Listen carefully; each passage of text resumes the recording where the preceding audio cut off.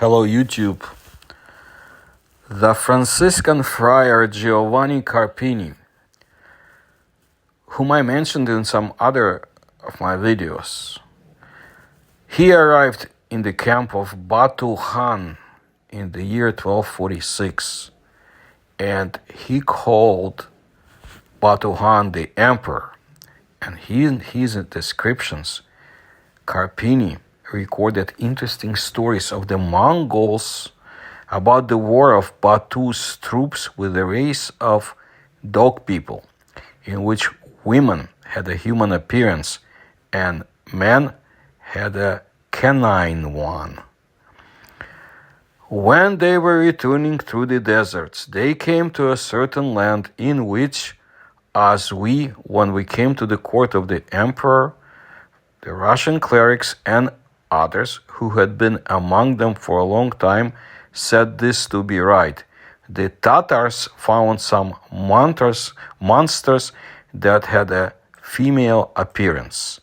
Now, and when, through the many interpreters, they asked them where the men of that country were, the monster women replied that in that land all the women who were just born had a human appearance, while the men had the appearance of a dog.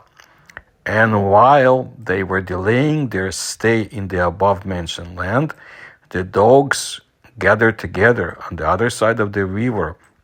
And since it was the fiercest winter, all the male dogs rushed into the water, and after that they began to roll in the dust on solid ground, and thus the dust mixed with the water began to freeze on them.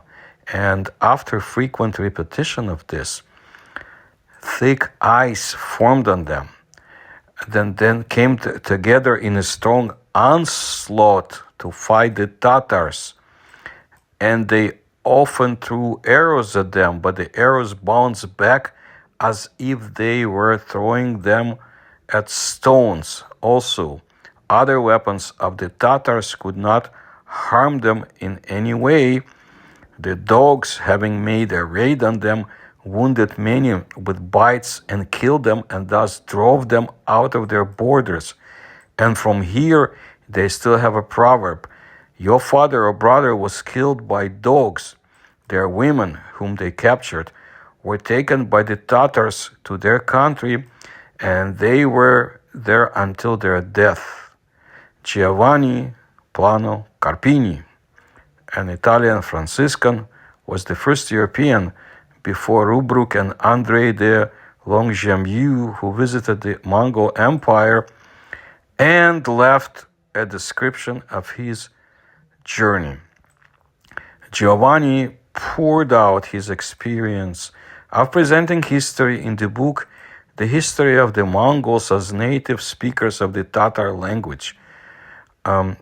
The history of the Mongols we call Tatars, and Liber Tartarum, the book about the Tatars. Now, I'm going to say something here. I know in the West the term is Tatar, but I lived 13 years with the Tatar people in Kiev, Ukraine. We had many neighbors. And in Ukrainian and Russian, we say Tatar, just like the Tatars call themselves Tatar. So I'm not going to use Tartar or Tartaria. I'm going to use the correct term. If you agree with me, that's fine. If you don't agree with me, that's also fine. But in my videos, I'm going to use the correct terms. And so let's move on. First of all, I want to make sure we understand that we're not dealing with mythology of the Tatars related to wolves. The Tatar myths and legends, echoes of ideas about the connection of people with animals, have been preserved, for example, in the beautiful fairy tale Agbure, White Wolf, which tells about the transformation of a wolf into a young, handsome horseman. There is a lot of data in fairy tales about how pigeons turned into beauties or beautiful horsemen. The plots of some fairy tales from beginning to end, are based on family kinship relationship of women and animals.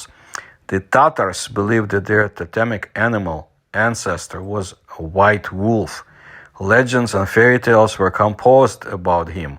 One legend says that once in ancient times, when people were wandering through mountainous and wooded places, they got lost and were surrounded by enemies. The white wolf saved these people from destruction and took them under his protection and led people out of the encirclement along secret roads. So this Tatar fairy tale Akbure, White Wolf, features a magical werewolf who often changes his appearance, helps the hero, and turns his enemies into stone idols. In Tatar folklore, the wolf acts as a super powerful and huge creature, reaching a length of up to 60 meters. The strength and huge size of the wolf are metaphorically compared with the legendary Alip, a common Turkic hero. The white wolf among the Tatars was considered the patron saint of folklore. It was forbidden to tell fairy tales during the day, to make riddles. Among the Tatars, when a person had a lucky period in his life, they said about him, Anin burese uli, his wolf howls, and the howl of the wolf was perceived as good, promising wealth. The patron saint of folklore could only be a totem. So Tatar mythology is fascinating, and there is a lot to look at, and I'll tell you some very interesting stories which bring us to cryptozoology. But this is not what we're dealing with here. No dog-headed beings there in that mythology. But let's look now at general history.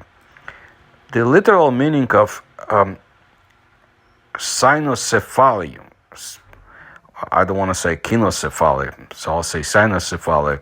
If I'm mistaken, you can correct me. Is dog-headedness. It refers to a human body with a dog head. That's what is implied. Such cynocephalics are known in mythology and legend from many parts of the world, including ancient Egypt, India, Greece, and China.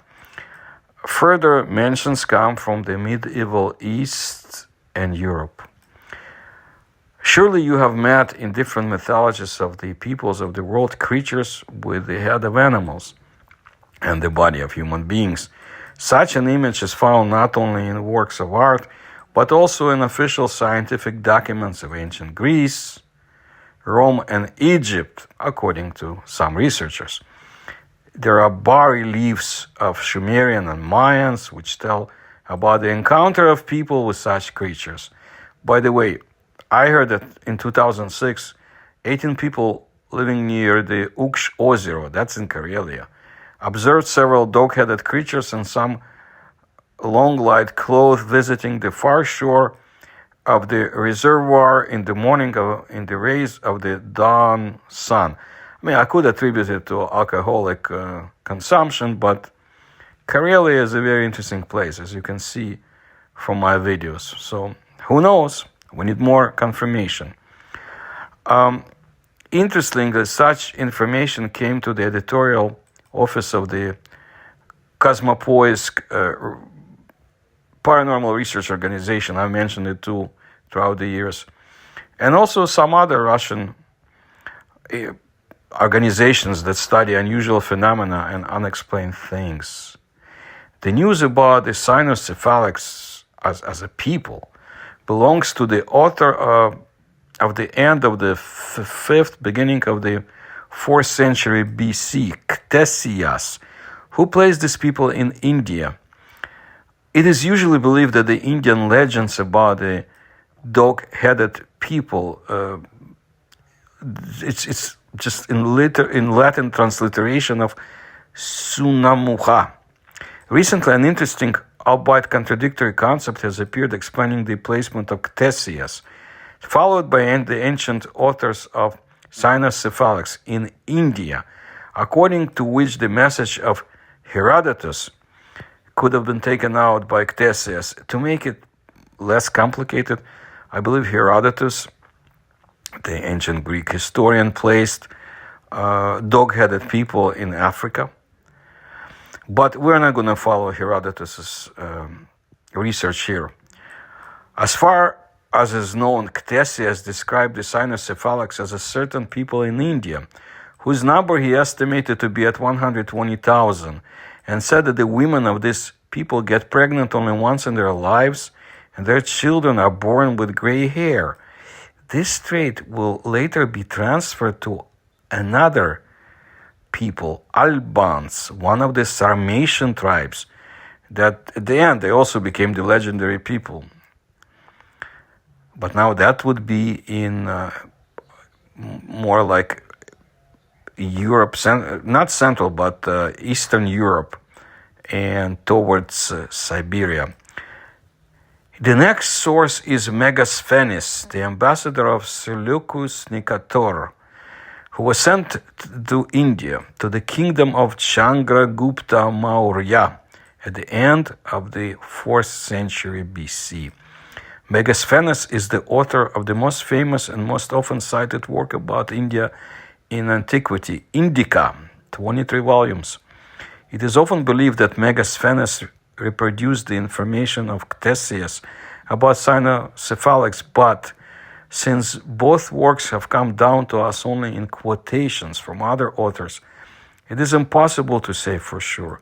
Megasthenes' information about the cynocephalics is usually reconstructed on the basis of the reports of Pliny the Elder and Solinus, 1st and 3rd centuries respectively. Here are their writings. In the numerous mountains there are people who have dog heads. They dressed in the skins of wild animals. Instead of speech, they bark. They are armed with claws and live by hunting animals and catching birds. Pliny, Natural History. Megasthenes writes that in the Indian mountains there are people with dog heads who are armed with claws and dressed in skins. Their voices inhuman, and they're explained only by barking and growling. Solinus' collection of attractions. Encounters with dog-headed people were described in ancient Greece. Philosophers of that time often mention cynocephalics in their work. I don't know if often is the right word, but that's what some researchers state. The cynocephalics are people that were living on the territory of Scythia, India, Ethiopia, and Libya. Their head belonged to a dog and their body belonged to a human being. At the same time, they did not have the gift of speech, only pronounced scattered words by syllables, but they were very intelligent. They were able to perform rituals, build houses, were good at weapons. In general, based on the description of ancient Greece, one can imagine that these are the same people, like human beings, only with the head of a dog. I also read that Marco Polo encountered representatives of cynocephalics in his travels. At the same time, the traveler himself has only 2 lines dedicated to this event. We met the blessed cynocephalics, a good sign. They helped 2 sailors with their healing power.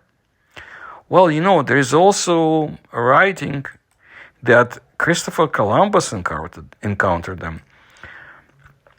Some historians who lived later describe this encounter in more detail.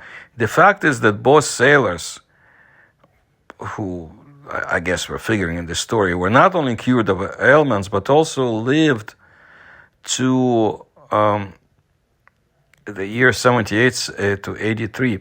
Considering the average life expectancy in those years was 45 to 50 years, these figures are very impressive. Yes, we can assume that the lifespan is an ordinary combination of circumstances, but the records themselves clearly tell about an encounter with representatives of this race of people, human-like beings. Another proof of the reality of cynocephalics, again, according to some researchers, vast territories where the creatures lived They occupied the lands of North Africa, Southeast Asia, the southern part of Europe, Scandinavia, and almost all of modern Russia. There is a hypothesis according to which our Earth is a large laboratory for breeding new types of life. It's no secret that Chinese scientists are now trying to crossbreed humans with other animal species, and that's what the Soviets tried. You can see my video about it, about the chimera experiments. So far, it has not been possible to get the cynocephalics to be alive again, or to somehow come from these experiments. But experts have made progress on this issue, apparently. The last one I heard or read was about a monkey who is glowing green in its limbs, but that's the latest one in November of 2023. Already there are pigs, by the way, whose psychological development is much higher than that of their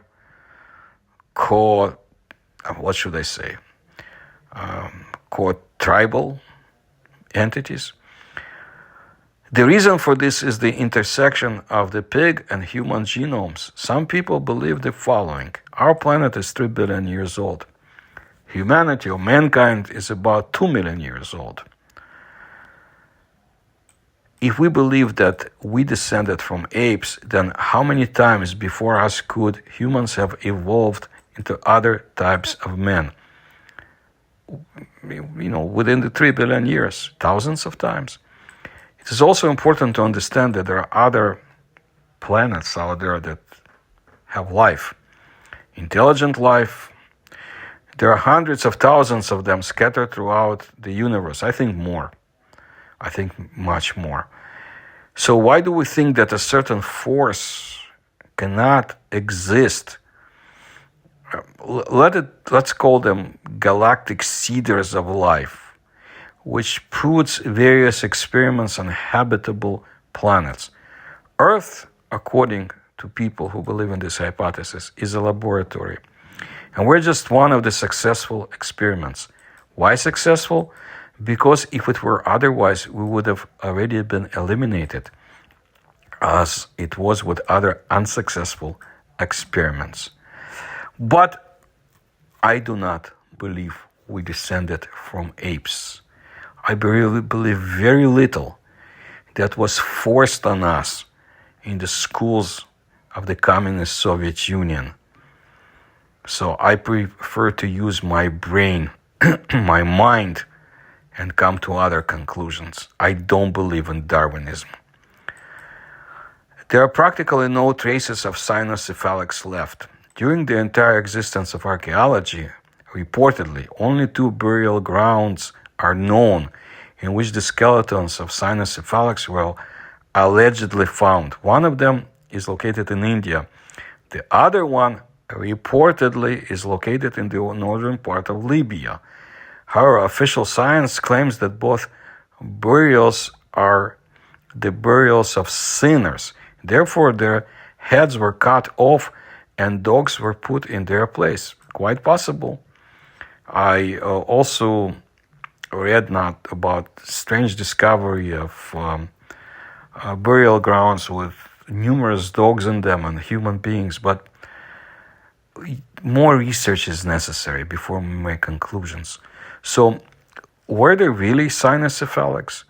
Well, again, most likely yes. Still, there are testimonies of encounters with them that few people know in the West. For example, in the 1800s, Russian expeditions to Siberia, organized to explore the distant territories of the country, presented absolutely incredible results.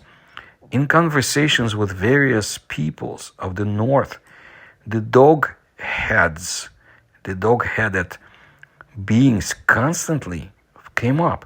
It looks like once they cohabitated with people. The shamans of the Mansi people claimed that they had established trade relations with the cynocephalics.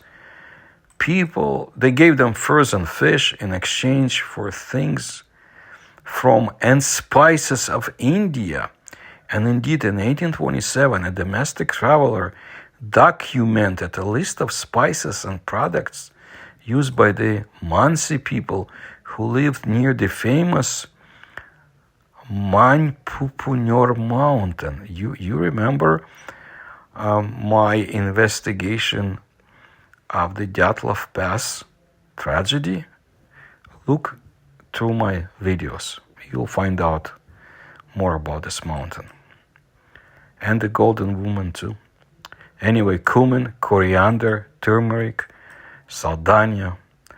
Where could Mansi get such spices?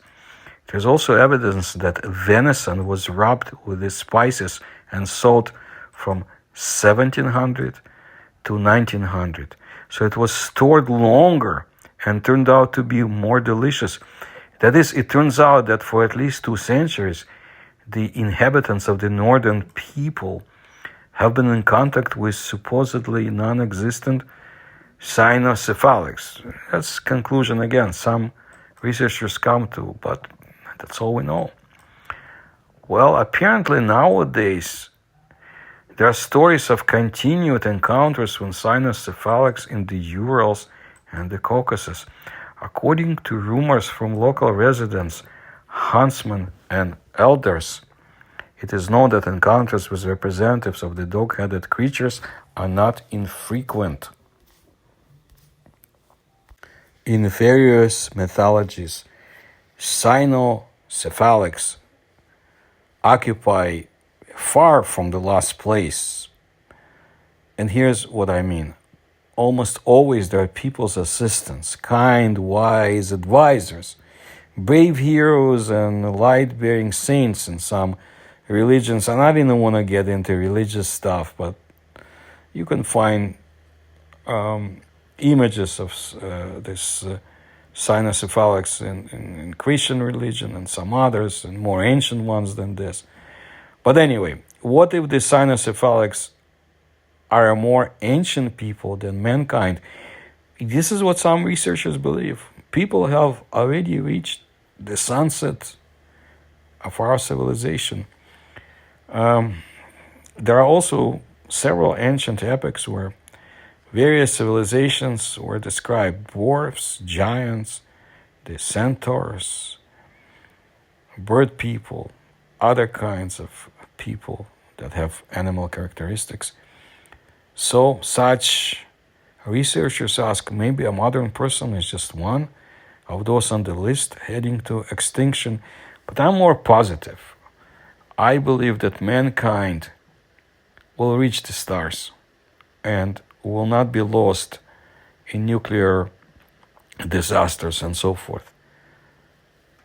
Again, I am attributing this to the ideas of Ivan Yefremov, that very interesting Soviet-Russian scientist, author, and dreamer in many ways.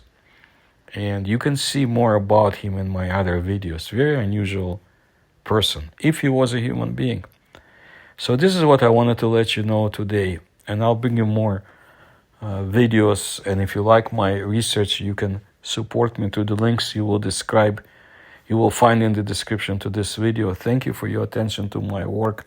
Please like my videos. Please tell others about my work. Please subscribe to my channel.